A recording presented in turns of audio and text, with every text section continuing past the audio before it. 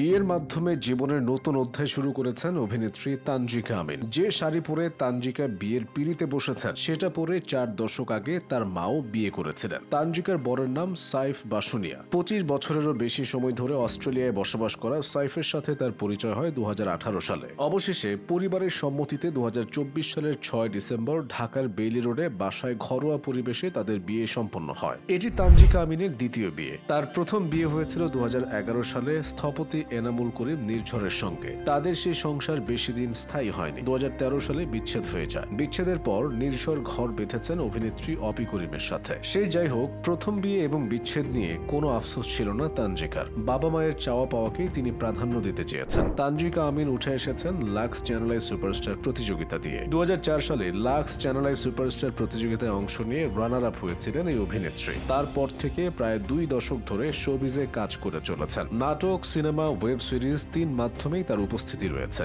গড়পড়তা কাজের স্রোতে না ভেসে বেছে নিয়েছেন ভালো গল্প ও চরিত্র। কাজের মানের প্রতি মনোযোগী থেকে গুরুত্ব দিয়েছেন ভালো পরিচালক ও টিমকে। ২০২৩ সালে তানজিকা আলোচনায় ছিলেন মহানগর 2 দিয়ে। আশফাক নিপুণের পরিচালনায় এই ওয়েব সিরিজে মৃত্যু চরিত্রে অভিনয় করে দর্শকদের মনে দাগ কাটেন এই অভিনেত্রী। মহানগর 2 ওয়েব সিরিজটি ওটিটিতে তার ব্যস্ততা এনে দিয়েছে। সেই সিরিজের পর থেকে নিয়মিতই শুটিং করছেন তিনি। তানজিকা আমিনের পর্দায় হাতে খড়ি হয় দেলোয়ার জাহান ঝন্টু পরিচালিত বকুল ফুলের মালা সিনেমা দিয়ে। এই সিনেমায় তার বিপরীতে ছিলেন নায়ক রিয়াজ। এরপর নাটকে অভিনয় করলেও দীর্ঘদিন তাকে সিনেমায় দেখা যায়নি। দীর্ঘ বিরতির পর তিনি গহিনে গান নামে আরেকটি সিনেমায় অভিনয় করেন, যেখানে তার বিপরীতে ছিলেন বাংলা গানের যুবরাজ খ্যাত আসিফ আকবর।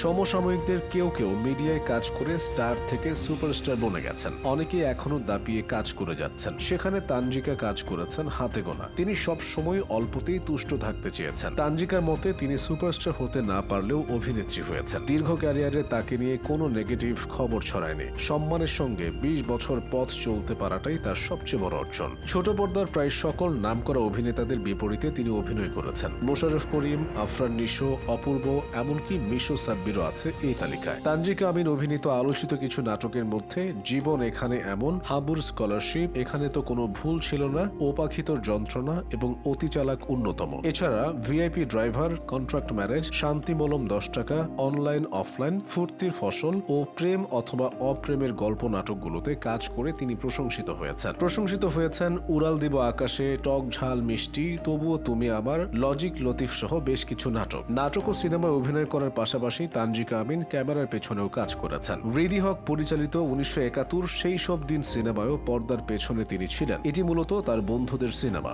বর্তমানে তানজিকাকে বেশি সরব দেখা যাচ্ছে ওটিটিতে। আগের মতো একই ধাঁচের গল্প দর্শকরা বারবার দেখতে চায় না। সময়ের সঙ্গে সঙ্গে মানুষের রুচি আর পছন্দের অনেকটাই পরিবর্তন হয়েছে, যার প্রভাব পড়েছে নাটক বা সিনেমা তৈরির ক্ষেত্রে। ফলে ওটিটি প্ল্যাটফর্মগুলোতে আলাদা শ্রেণীর দর্শক তৈরি হয়েছে। উঠে আসছে নতুন নতুন অভিনেতা, অভিনেত্রী। পুরনো অনেকেও ফিরেছেন শোরূপে। তাই ডিরেক্টররা ভালো কাজ করার প্রতি ঝুঁকছেন। তানজিকাও এই সুযোগটা নিতে চান। ভক্তদের প্রতি দায়বদ্ধতা থেকেই ভালো ভালো কাজ উপহার দিতে চান। তবে আপাতত বিয়ে করায় তাকে ঘিরে আলোচনা হচ্ছে।